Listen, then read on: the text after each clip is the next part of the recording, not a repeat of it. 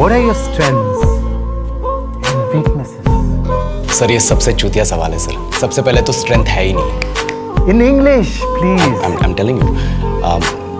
Why will I tell you my weaknesses? मैं आपको अपने स्ट्रेंथ वीकनेस के नाम पे बताऊंगा। You know, जैसे English. I'm a perfectionist. मैं वर्कोहॉलिक हूँ। मैं इनोसेंट। English. चुप बैंक क्या लौड़े? क्या इंग्लिश इंग्लिश इंग्लिश लगा रखा है बे?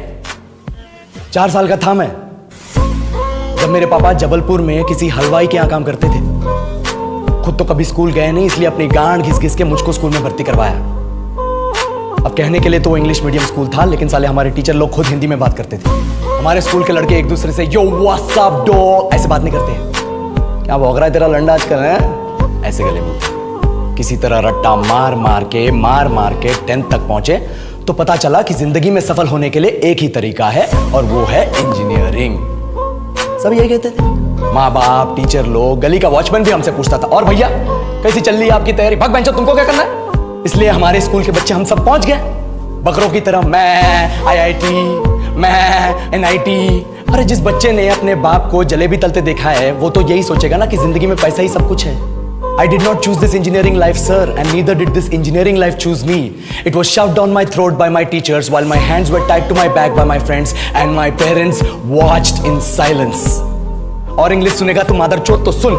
10th के बाद 2 साल लग गए इस कॉलेज में घुसने के लिए, कोचिंग में निकाल दिए। ना कुछ खेले ना कुछ सीखे, और 2 साल बाद जब यहाँ पहुंचे तो पता चला कि बड़े शहरों के कॉन्वेंट स्कूल के पढ़े बच्चे जब अंग्रेजी में बात करते हैं तो मरे हुए फूल भी खिल उठते हैं। आहा, हवा में ऑक्सीजन की मात्रा बढ़ जाती है इनकी अंग्रेजी सुन के। और पूरे कॉलेज की लड़कियां इन इंग्लिश स्पीकिंग लड़कों को अपना जीवनसाथी.com मान चुकी है। तुझे क्या लगता है? मुझे कभी लगा नहीं कि मैं अपनी अंग्रेजी पे काम करूं, अपनी पर्सनालिटी पे काम करूं। बहुत लगा। ये चूतिया इंडस वैली सिविलाइजेशन का जो एजुकेशन सिस्टम बिठा के रखे हो, जिसमें हर साल में 10 सब्जेक्ट, हर सब्जेक्ट में theory, practical, viva, lab work, external, internal, majors, minors, assignment, project, thesis, गांड मार के रख ली हमारी।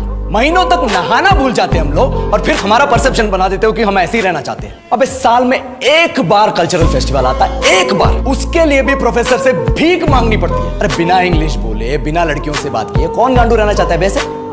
पर टाइम कहाँ है कुछ सीखने के लिए? लगे पड़े हैं कोडिंग सीखने, 3 लैंग्वेज सीख रहे हैं अलग अलग इंग्लिश छोड़ के। लेकिन जब प्लेसमेंट्स की बात आई तो सबको एप्टीट्यूड चाहिए, पर्सनालिटी चाहिए, इंग्लिश स्पीकिंग चाहिए। It is not that we can not speak English, sir. We are just very conscious of our diction and our pronunciation and we are not confident to speak in front of anyone else. If the curriculum was a little bit diverse, if the engineering colleges in our country focused on our all round development instead of functioning like a goddamn factory that is just mass producing robots by killing their dreams and handing out degrees, I would not be sitting here in this pointless HR interview, the likes of which exist only in our country.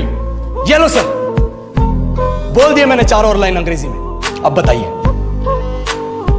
क्या मैं आपके multinational company के लायक हूं?